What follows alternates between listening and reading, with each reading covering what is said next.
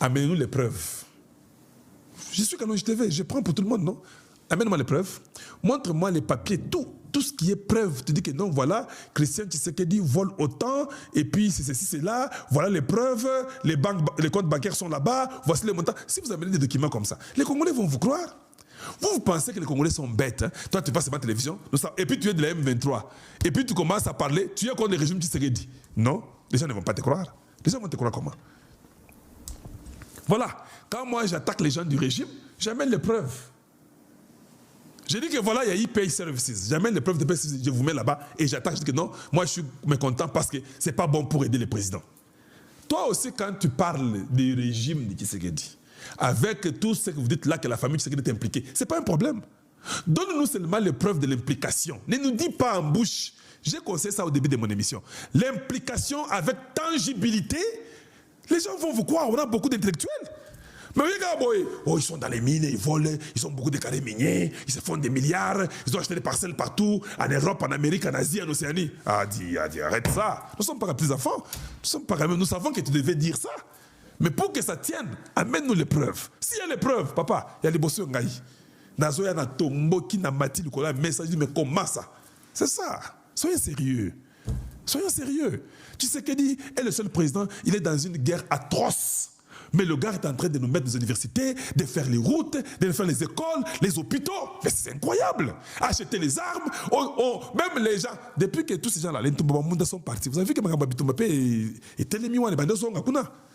Des bandits de grands chemins dans l'armée. Voilà. Donc, quand vous amenez les preuves, ça tient debout. Oui, le président est déjà parti. Il est déjà à Abu Dhabi. Les choses évoluent très très bien à Abu Dhabi, donc il est là. Partenariat Oyo. Mais moi j'ai besoin de connaître un peu, de demander au président Tshisekedi. Oyo va partenariat avec Congo. Et ça y a Kafu. Je vois les petits pays inutiles là, comme le Rwanda, des petits pays inutiles dans le monde, qui font des partenariats, des Mafutambila, qui font des partenariats, il y a Combo. Et ils font des partenariats et non, on va peut-être aller monter quelques drones au Rwanda. Tout ça impressionnant les gens pour rien. L'économie faible. Vous n'avez pas d'économie. Tu vas aller monter les drones comment? Maintenant que vous avez perdu 8 directement dans un jour, tu sais combien un drone coûte? 8 sont partis. Mais quand nous faisons les partenariats, Dieu nous a tout donné. Il nous a tout donné, c'est pas possible. Donc tout nous est donné. Bangowana, Botana Miss. Papa, il y a Émirats Arabes Unis, ça m'a kanda le bique, ça va. Trump l'aime, c'est papa ici. Vous n'êtes pas au courant? Oui, Trump l'aime beaucoup. Donc Tshisekedi a fait quelque chose. Attendez, est-ce que vous avez vu ça? Vous avez montré ou pas? Vous n'avez pas vu ça? La République démocratique du Congo et les Émirats arabes unis ont conclu un accord de partenariat économique global qui vise à renforcer durablement leurs relations économiques, commerciales et d'investissement. Cet accord établit un cadre juridique moderne, transparent et prévisible, conforme aux règles de l'Organisation mondiale du commerce (OMC), afin de stimuler les échanges, attirer les investissements et soutenir le développement économique de deux pays. Cet accord sera signé aujourd'hui, lundi 2 février 2026, au palais présidentiel, en présence de son Altesse Mohamed bin Zayed Al Nahyan, le président des Émirats arabes unis, et du président de la République démocratique du Congo, Félix Antoine Tshisekedi Tshilombo. Le chef de l'État congolais est arrivé en milieu de nuit à Abu Dhabi pour co-présider cette importante cérémonie, fruit d'une importante diplomatie silencieuse entamée depuis l'année 2021. Le chef de l'État est accompagné de quelques ministres sectoriels, dont Jean-Pierre Bemba, vice-premier ministre, ministre des Transports, Julien Paluku Kahongya, ministre du Commerce extérieur, et Louis Watoum, ministre des Mines. La ministre du Portefeuille et la vice-ministre des Affaires étrangères sont aussi présentes ici à Abu Dhabi. Les deux parties ont mis 2 ans pour élaborer cet accord qui comprend 17 chapitres. Parmi les principaux axes de l'accord figurent premièrement... L'accord comprend 17 chapitres. Ça fait 2 ans pour élaborer ces partenariats. 2 ans, 17 chapitres. Maintenant, tu sais qu'elle est en train de faire ce qu'on appelle la politique triangulaire. Partout où Trump est dans les bonnes relations avec le Qatar, nous sommes avec le Qatar. Émirats Arabes Unis, l'Arabie Saoudite, c'est le prochain. Je vous informe déjà. Les jours que nous commençons seulement avec l'Arabie Saoudite, Émirats Arabes Unis, le Qatar, et vont aller dire à Trump et Israël, Itzhak, comment on appelle? Esgor, hein, c'est Esgor, hein? Le président israélien. Il est déjà venu. Donc, quand tous ces gens-là qui font les bons amis des États-Unis, là, quand ils sont avec nous, et qu'ils commencent seulement à dire que non, nous pensons que le Congo a droit. Et c'est ça l'intelligence. C'est ça l'intelligence. Donc, tous ces gens-là qui s'assoivent avec les Américains, les Donald Trump, les hommes d'affaires, qui vont à Dubaï, qui vont à Abu Dhabi, qui vont, je ne sais pas, en Arabie Saoudite, ou je ne sais pas quoi, et Qatar, à Doha, ces gens-là, quand ils s'assoivent avec des hommes d'affaires, ils disent que non, les greniers du monde, c'est le Congo démocratique. Si c'est Isaac Herzog, merci. Donc, si tout va bien, et que chez nous, nous devenons très sérieux dans la gestion de la chose de l'État, avec Tshisekedi que vous voyez ici, le Congo là peut se transformer, nous devenons un truc incroyable en Afrique centrale, et ça sera le hub, que tout le monde doit passer par chez nous. Un pays riche, sous les sous-sols, avec un peuple béni et riche, et ça sera Kitoko Makassi. J'ai une vision de voir un Congo grand et prospère. Immigration Yakosakanate, où nous allons prendre seulement les risques de l'œil là. Je suis en train de réfléchir comment on peut robotiser l'immigration congolaise. Robotiser l'immigration congolaise. Vous là, le Congo là deviendra comme le paradis que vous ne pouvez pas toucher. C'est de loin que vous regardez. Suivant. La libéralisation du commerce des marchandises. L'accord de partenariat économique global prévoit l'élimination progressive des droits des douanes, la suppression des restrictions quantitatives et la facilitation des échanges, ouvrant la nouvelle opportunité pour les exportateurs congolais et émiratis. L'autre axe principal de cet accord est la facilitation des échanges et modernisation douanière. Ici, l'accord met l'accent sur les procédures douanières simplifiées, transparentes et efficaces, réduisant les coûts et les délais pour les opérateurs économiques de deux pays. On note aussi dans cet accord les règles d'origine, des règles précises et claires qui garantissent que seuls les produits réellement issus des deux pays bénéficient des avantages tarifaires, favorisant la transformation locale et la création des valeurs. Un chapitre est aussi dédié à la promotion des investissements ici. Il est question de pouvoir protéger les investissements de la République démocratique du Congo et surtout son patronat.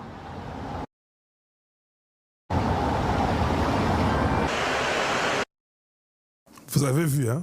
C'est bon maintenant? Ok, d'accord. Donc, c'est ça le moment. Bon, il faut seulement que je dise là, j'ai eu aussi une compagnie au Congo. Donc, ma compagnie, c'est Kalonji Accomplishment. Vous comprenez ça? Ah. Nous, là, nous sommes dans l'immobilier, nous sommes dans nettoyage, les peintures, les jardins des gens, arranger.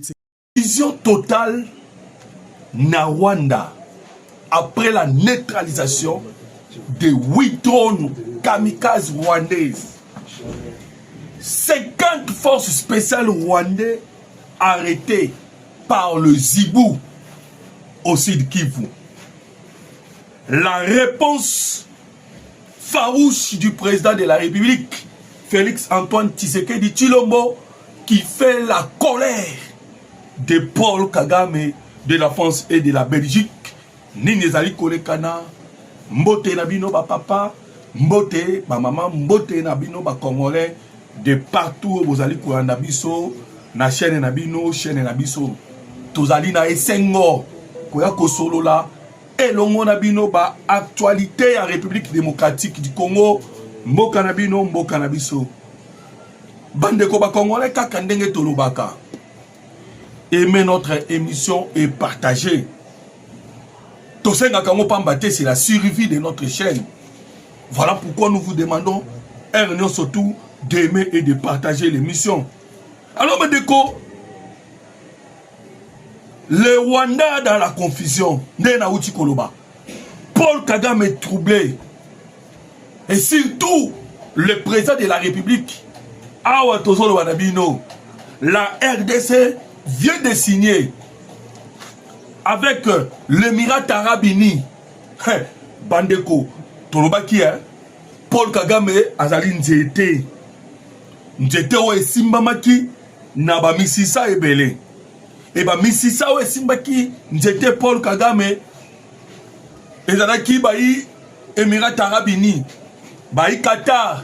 Bazali ebele. Ba oyo basimbaki Paul Kagame.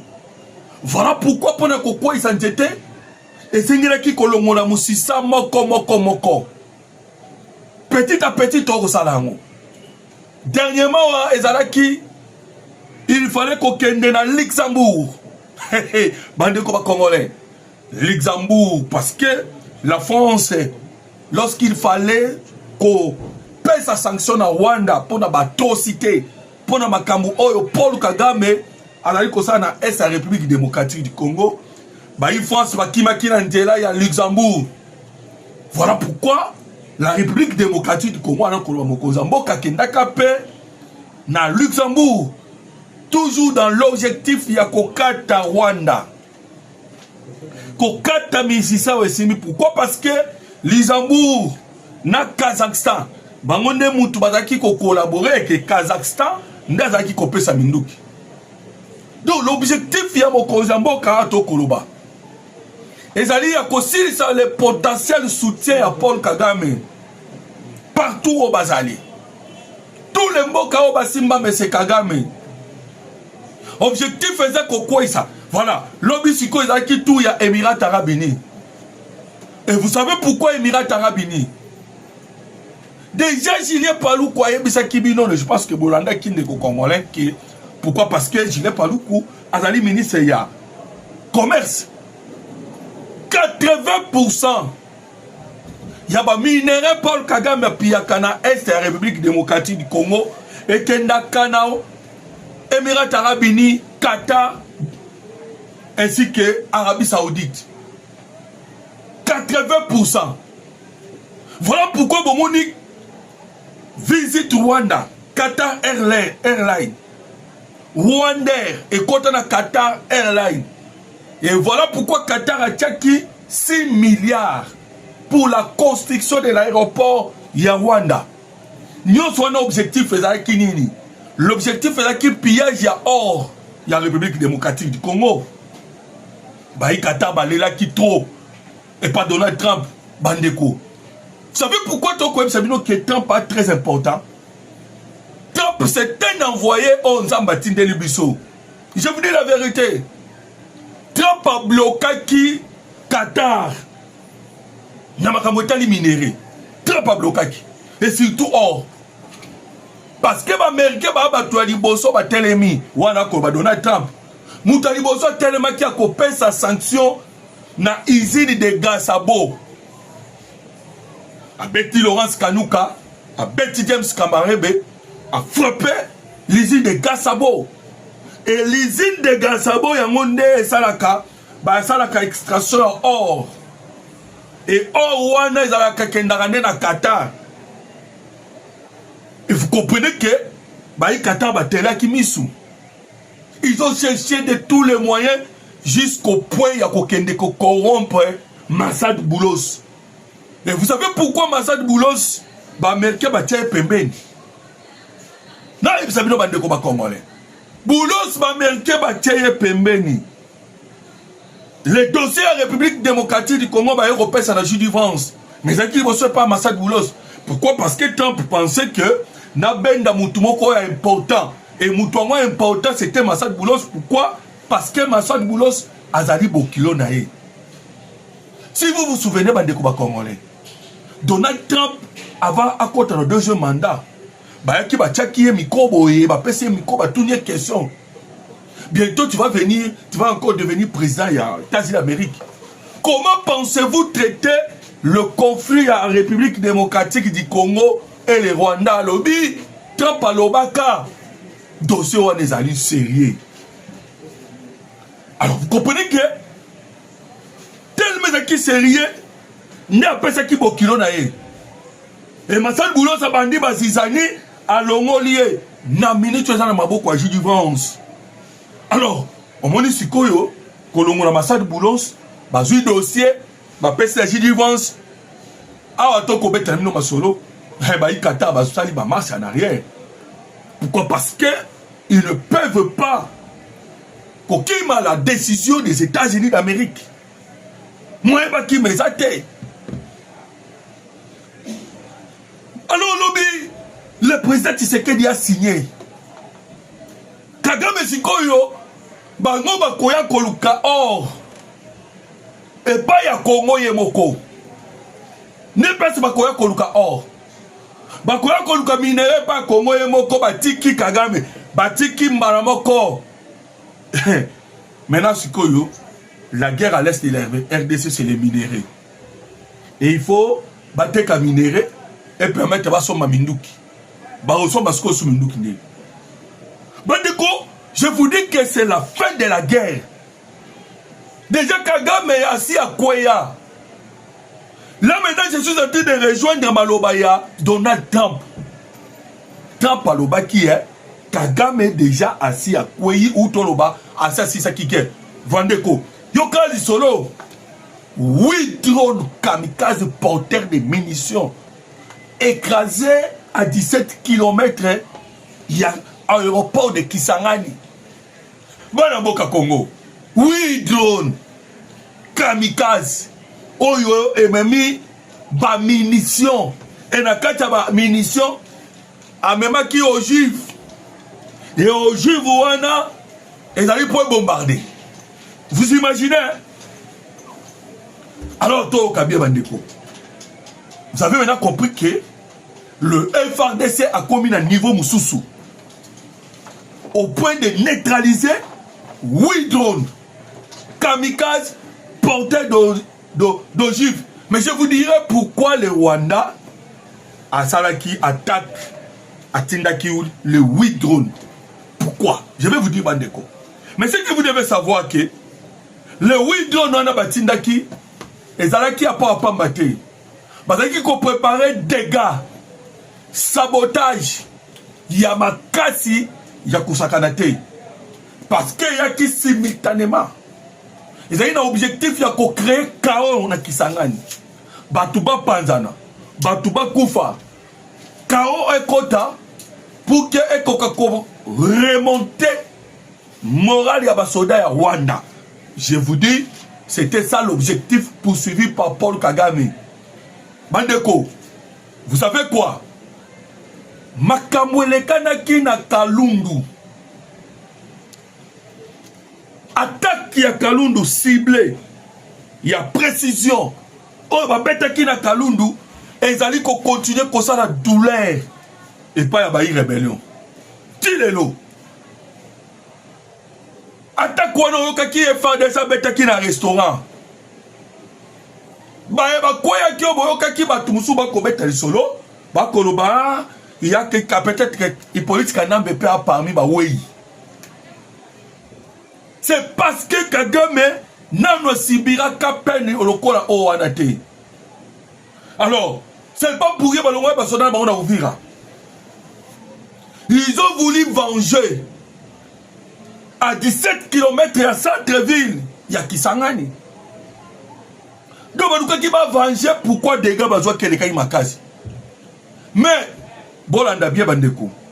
Attaque Wane Salami, la nuit à samedi, na dimanche. Le 2 jours. Or, le président de la République, Tshisekedi, a bien acquis un corps diplomatique. Abengaki bango na mokolo ya samedi.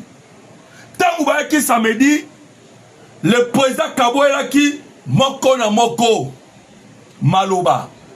C'est-à-dire réponse. Bazalaki wana, bayi français, Belgique, tous les pays, tous les ambassadeurs. Le président Kaboelaki bango. Pour Paul Kagame, président Lobaki bien que tous les auteurs y a atrocité à Est la République démocratique du Congo. Justice et Kosalama. Et alors, il y a ça qui peut communauté internationale comme l'Union européenne. Alors, il y a l'Union européenne. Les obligations internationales. Et c'est une réalité, elles sont diluées par une agression qui est reconnue par les institutions internationales. Bande combat congolais. Donc, Mokozambo a répondu qu'il en Belgique, a répondu qu'il en France, au bas Lukato ça le dialogue pour que Bazoua ba dilué, Bazoua, hein, balongola l'agression rwandaise et les crimes commis par le Rwanda. Tellement cette réponse est là qui est vraiment sec, farouche. Il y a un moukoumuna lobia, ça va, tout ça sabotage, to bêta. Alors, Barouba Lukaka guerre. Kagame a tellement bombé la torse. Mais il a comment Luka dialogue. A comment Luka dialogue de tous les moyens. Allez simplement consulter les réseaux sociaux ou les réseaux numériques. Vous allez constater que Bazali ko pleurnicher ton midi. Pourquoi? Pour la Luka Kaka dialogue. Et dialogue à Baluka pour la nini. Pour que nous sommes tous ma bébé qui va taper men. Je pense que Bouta Koyo quand même Donacel Cholé. 2 années Donacel Cholé a comité d'un point, il y a communication, il y a maman ambassadrice, il y a Rwanda des États-Unis d'Amérique qui m'a kamwa lobby ezali réseaux sociaux, ezali le côté ezali IA. Est-ce que vous imaginez pas de quoi congolais? Vous savez pourquoi? Non soit ezali pourquoi? C'est parce que déjà Bazali déjà exposé. Tout le monde maintenant comprend que c'est le Rwanda. Maintenant, on ne peut pas dire que c'est le Rwanda qui agresse. Parce que le Rwanda agresse. On va maintenant dialoguer avec qui? Chola Sili Mayele. Chola Sili Mayele. Alors vous allez comprendre que cette réponse est farouche. Nde ebouké et bomi bango. Maintenant, Baluka, Bameka kosa la forcing sur le terrain. Bameka kosa la forcing. Bande quoi congolais. Oyebi, le président de la République, Félix Antoine Tshisekedi Tshilombo, a kenda qui est pas belge. Liboso Bonarwa Philippe. Alors, bina bango, tout ce que vous savez à la coulisse, je suis informé. Nazali informé na nyonso o bozali kosala. Oui, pourquoi le président Ibisa Bango Bongo? C'est parce que tozali na CNS, c'est Conseil national de cybercriminalité, où ils allaient collaborer na CIA. Bandeko, service de renseignement de qui a américain exacté. Exacté. Na premier mandat, il y a Donald Trump, où ils ont premier mandat, il y a Félix Antoine Tshisekedi Tshilombo. Américain, même qui Tshisekedi na chambre na bango la sécurité. Et c'était toujours avec Donald Trump. Voilà pourquoi les lois vous remontent que attente des alliés à Makassi entre le président Tshisekedi et Donald Trump. Ah ouais, mon cousin Kazo Kendi, non? Après qu'on quitte na Émirats Arabes Unis, Azo Kendi, les États-Unis d'Amérique. Les lois nos services de renseignement. Ils ont travaillé dans le service de renseignement américain. Pourquoi? Parce que on doit en finir avec le Rwanda. Bravo, Bande Condé, Naouté Kolobadel et Déby. Bravo. Naba Ibou. Pourquoi? Parce que ils ont mis la main à 40 forces spéciaux rwandais. Bazouami. Mikolo yo, ennemi bazo zoyer du jour au lendemain. Ennemi azo lokota maloko la nguba. Mathieu Balouki, c'est pas pour y avoir qui na Walungu. Ndenge ba kitaki Walungu centre. Ba libérer ba zone si ba soda na bango nyoso tout na Walika et na Bukavu. Et population na esengo population na joie. Pourquoi? Parce que ils ont libéré Bakimi. Ah ouais, tozo ibsalabino bandeko ba Congolais. Que les forces de la République démocratique du Congo, ah ouais, tozo beta masolo, bazui déjà le dessus sur ba Rwandais. Tout ce qui ont déjà que tout ce qui bloquait la République démocratique du Congo, hein, toutes les éventualités bandeko, armée Aloba qui déjà a s'est retrouvé là où il y avait la maladie. Maladie Vandama qui n'a pas sa tête n'a pas infiltré. Ba Ibalanka, ou Azaraki, à tout moment qu'on soit secret, qu'on bimisa kotindi kana Rwanda. Hey, bandeko, oui mais que Ibalanki, ba PCDA, ba immeuble mi parler na Rwanda. Il faisait sortir les informations. Bazalaki wana circuit. Voilà pourquoi bon qui même Pero Luwa Wazoganga ba caméra nanga ba caméra nanga ba caméra o yazaki koloba, ce sont les informations qui venaient du Rwanda et qui passaient par lui. Et le président Soukolaki ba ibalaki on se bazalaki. Alors, o yazaki ko rendre l'appareil de l'état faible. O yazaki ko rendre biso faible. Liboso ya Rwanda ezalaki nini? C'était bandeko ba Congolais, les infiltrés et les têtes. Et l'armée maintenant a lobby que les lots plus que ça y a un repli stratégique. Voilà pourquoi bon mona ba FARDC ba okende de victoire en victoire. Tout gagner partout au Kende. Hein? Pourquoi? Parce que plus que ça. Alors mandeko, to betasko lisolo minembwe. Pourquoi? Parce que Kounande place vraiment Tomoni bandeko wana ba ibu ba lakisi que ils sont très bien formés. Les petits Rwanda koukali jamais ko gagner biso. Jamais. Mais c'était parce que les petits Rwandais étaient soutenus par Bailly traître et infiltré pour soutenir bah autre que en France en Belgique. Na minembwe Munguna Leli bandeko. Ils étaient très bien préparés dans Minembwe. Ba bongama qui vraiment pourquoi? Parce que Minembwe wana soko ina point zéro.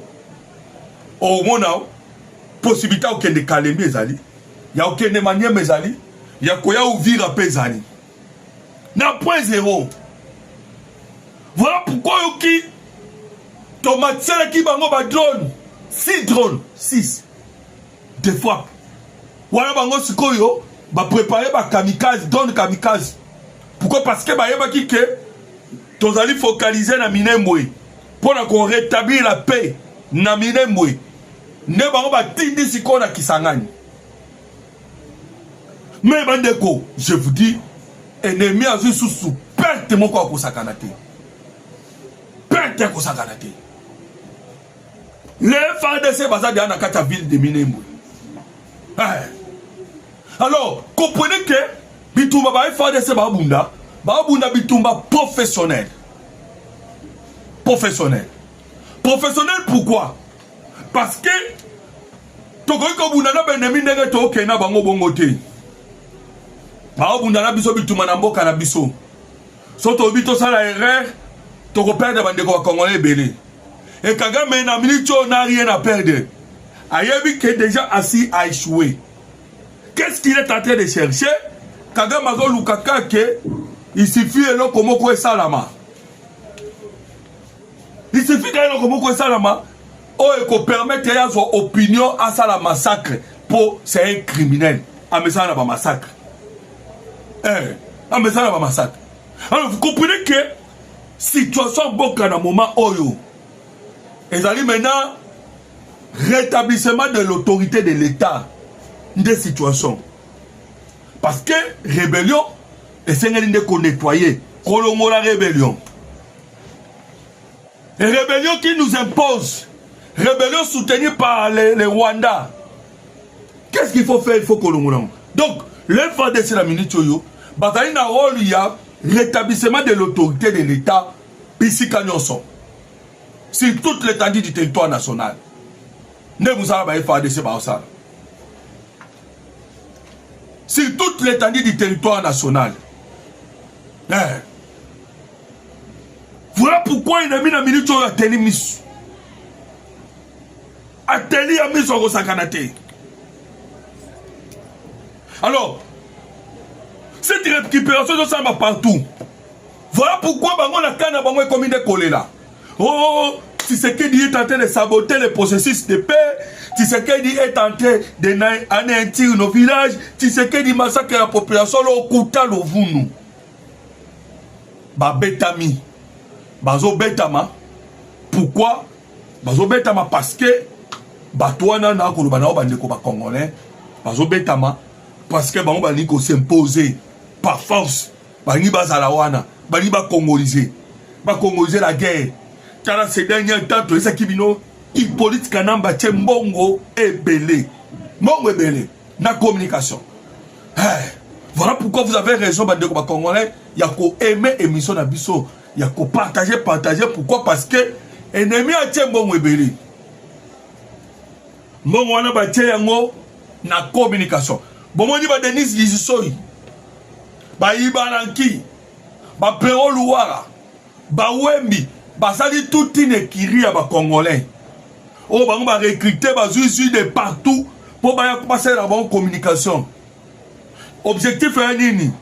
Kotali, ça vraiment que ça la résistance que la guerre est allée à Congolais, à Congolais. N'est-ce pas dit que les babimi, les gens sont bazoya pour parler de ça la guerre est à Congolais.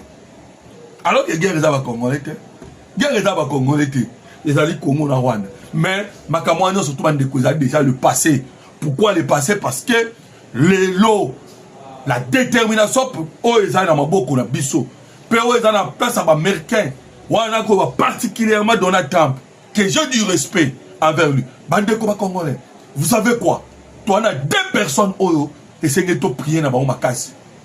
Ils alliés Donald Trump, ils alliés na président Tshisekedi.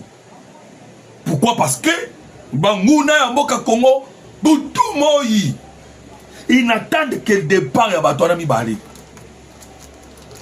Rien que le départ na Bango.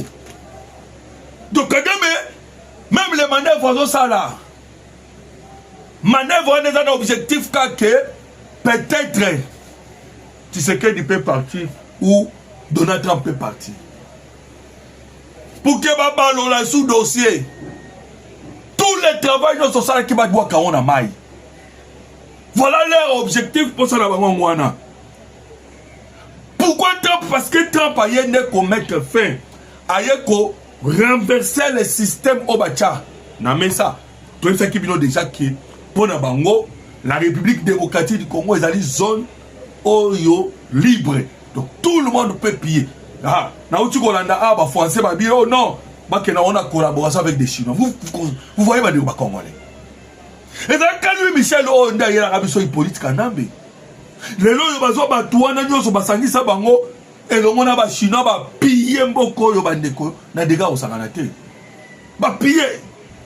Et pour les Européens, quand on pille le Congo c'est normal pour nous. N'importe qui. Arabie Saoudite, Qatar, ba Chine, bango tout ba copier c'est normal. Il voulait cela. Donc, les Congolais vont bénéficier.